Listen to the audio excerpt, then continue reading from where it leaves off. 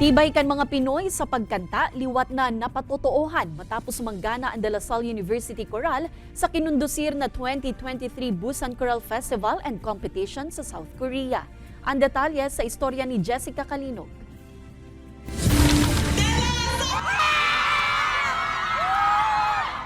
Top prize for ethnic category. Top prize man for classical mix category, asin binisto, como Grand Prix winner. Yan na naipuli kan De La Salle University Choral, gikan sa Choral Festival and Competition na ginibo sa Busan, South Korea kan October 16 hasta October 21. 30 grupo ang dinaog ninda, kalaban maninda ang 4 pang grupo na gikan sa Pilipinas. Nag-abot naman sa nasyon ang DLSU Choral kung saan sinabat sinda kan mga proud na mga magurang asin iba pang parientes. Siyempre, para maipamati sa indang supporters ang kapangganahan, nagsample ang grupo kan sa indang winning piece. Sama-sama nating abutin, pinakamatayong nabituin.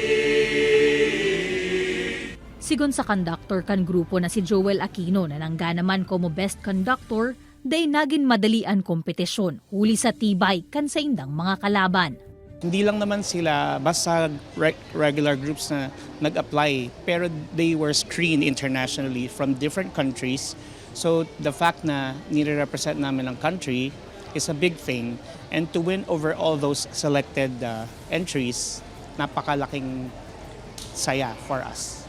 Hasta sa ngunyan, day pasubuot sinda makatubod na sindaan binisto como Grand Prix winner. It was kind of surreal actually kasi the announcement came right after we performed. It was really thrilling, considering na our competitor sa Grand Prix was also from the Philippines.